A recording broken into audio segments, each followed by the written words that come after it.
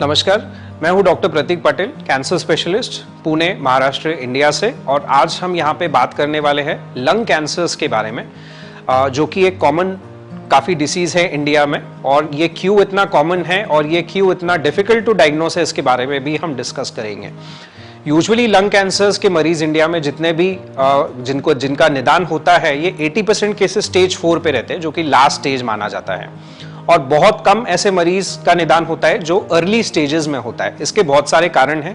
सबसे पहला कारण, क्योंकि अपने यहाँ पे टोबैको का कंजम्पशन बहुत ज़्यादा है, स्मोकिंग का कंजम्पशन बहुत ज़्यादा है, तो लंग कैंसर का ये एकमेव बहुत बड़ा रीज़न है जिसके वजह से फुफ्फुस का कैंसर या लंग कैंसर होता है।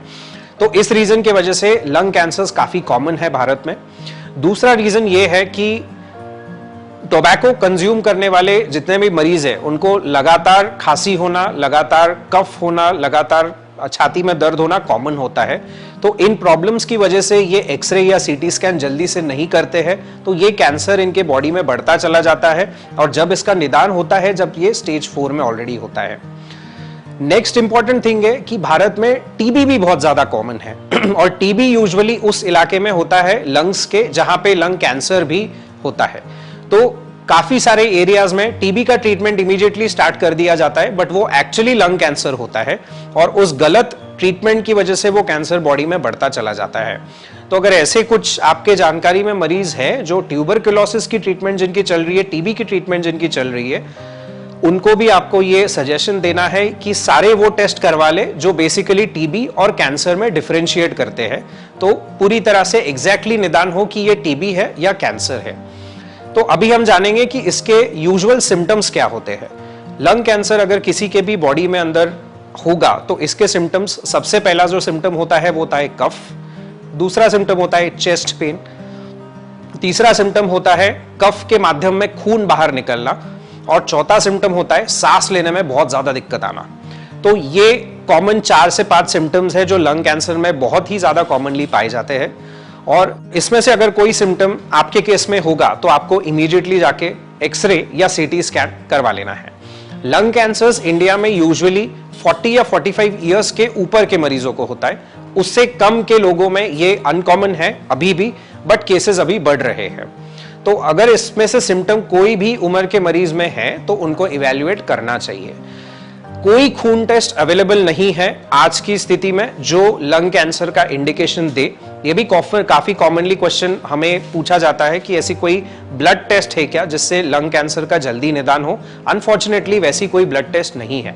लंग कैंसर का निदान करने के लिए एक्सरे मिनिमम या सीटी स्कैन करना बहुत ज्यादा जरूरी है। तो सबसे पहले इसमें से अगर कोई सिम्टम होता है और आप अगर डॉक्टर के पास जाते हैं तो आपको सीटी स्कैन करने की सलाह कोई भी डॉक्टर देगा। ये सीटी स्कैन करने में प्लीज हिचकिचाहट मत करिए, क्योंकि सीटी स्कैन से कोई भी प्रकार का आपके बॉडी को डैमेज नहीं होता है। तो सीटी स्कैन जल्दी से करके जो भी अंदर डिसीज है उसका निदान जल्दी से जल्दी होता है।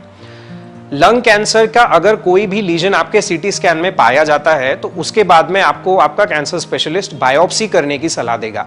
अगेन, बायोप्सी करना बिल्कुल भी बुरी बात नहीं है और बायोप्सी के बिना आपकी ट्रीटमेंट आगे प्रोसीड नहीं होती है। तो बायोप्सी करना बहुत ज्यादा जरूरी है।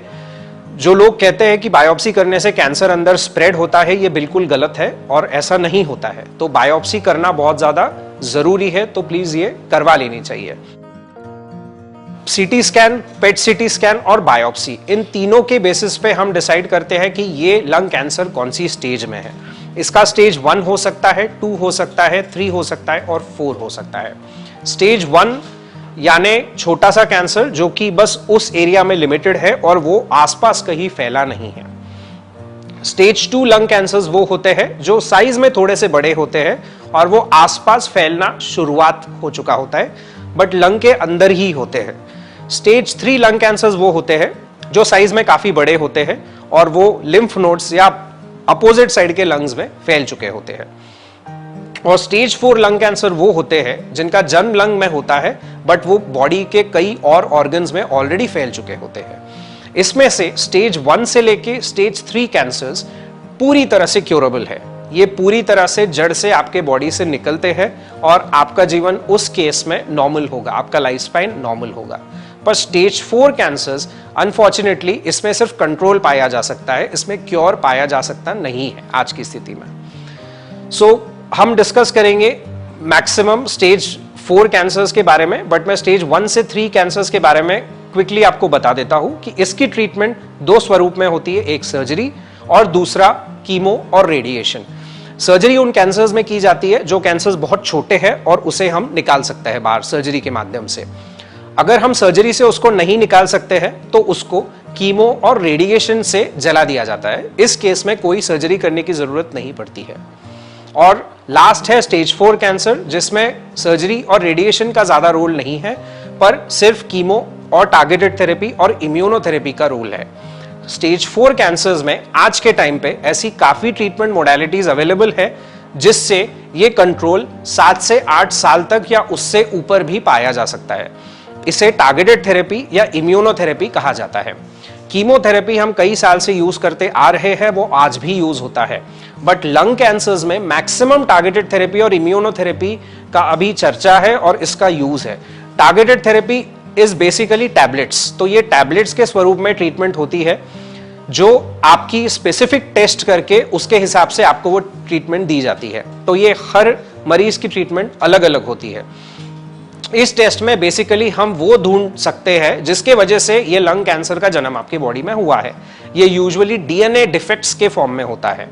जो हमें हमारी बॉडी के ब्लड में जो डीएनए होता है उसमें जब डिफेक्ट्स आते हैं तो लंग कैंसर की शुरुआत होती है, और इस डिफेक्ट्स को हम ट्रीट करते हैं उन टैबलेट्स के स्वरूप से जिसे हम टारगेटेड थेरेपी कहते हैं। और जो लास्ट ऑप्शन है जो है इम्यूनोथेरेपी। सो इम्यूनोथेरेपी एक ऐसी ट्रीटमेंट है जिससे आपकी बॉडी की इम्यूनिटी शूट अप हो जाती है 10 टाइम्स 12 टाइम्स।